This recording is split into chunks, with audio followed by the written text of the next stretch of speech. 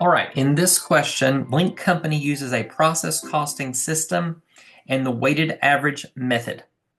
During the year, the company completed 2,900 units of product. Ending inventory consisted of 1,200 units that were 50% complete. The total dollar cost associated with production of inventory was $110,000. The cost per equivalent unit would be which of the following?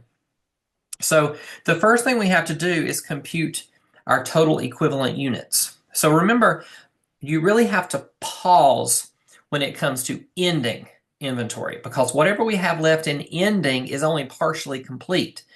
But if it was transferred out, that means it's all complete. So it's always 100% of whatever was transferred out. So we have 2,900 units that were completed and transferred out. So 2,900 times 100% is 2,900. Okay. Ending again is where we have to pause. So 1,200 units were in ending were only 50% complete. So we're going to take those 1,200 units and multiply those times 50%, and that gives us 600 equivalent units. Remember, we're looking for equivalent units here. So that gives us equivalent units of 3,500.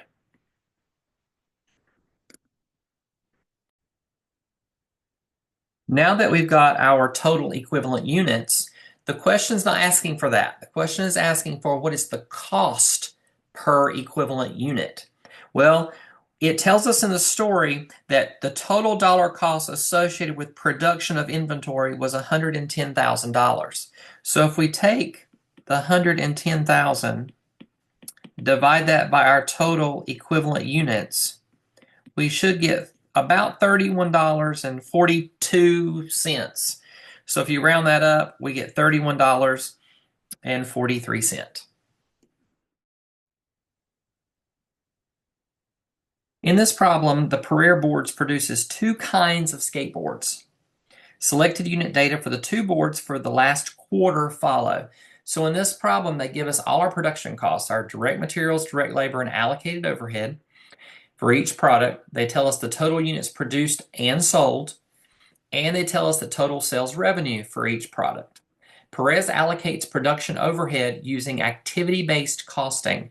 It allocates delivery expense and sales commissions, which amount to $59,500 per quarter, to the two products equally. So we need to round our answers to two decimal places. Don't round intermediate calculations. If an intermediate calculation is used from part A and part B, do not round that calculation used in part B. So compute the per unit cost for each product. So we have to be very careful not to get overwhelmed by this information. It's not that difficult, it's not that challenging. You've got to pay attention to what it's asking and use the knowledge and tools that you've gained throughout your courses to answer this question. So compute the per unit cost for each product.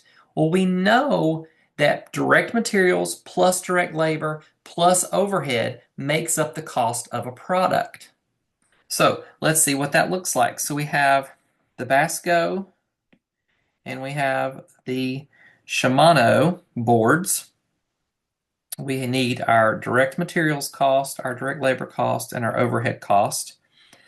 They tell us in the story that direct materials is $25.10 per board. So $25.10 times the number of boards. Well, they tell us the number of units produced is 5,100. So we'll multiply that times 5,100. Same thing for the Shimano. That is $38.20 per board, which is 9,100. And we'll do the same thing for labor and overhead.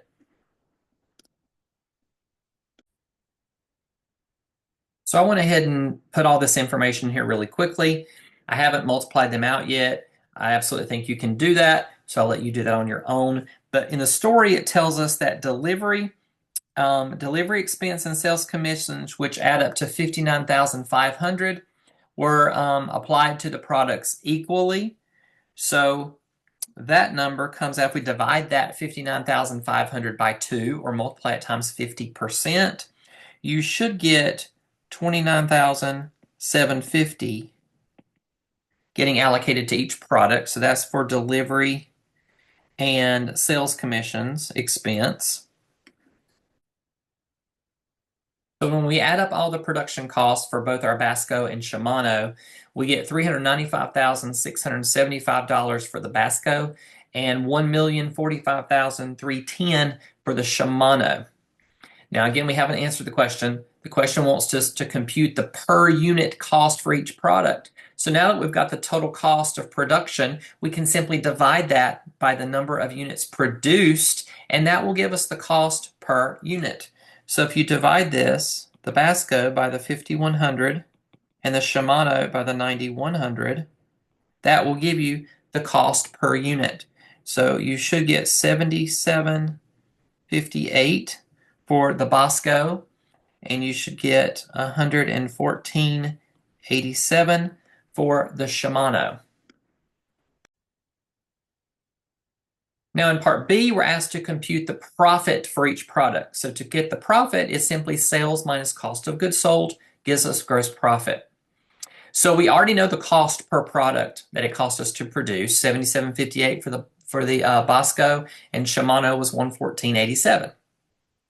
They tell us in the story up there our sales revenue for these products. So we can simply bring that down into our income statement. So for the Basco is $456,450, and for the Shimano is $1,192,100.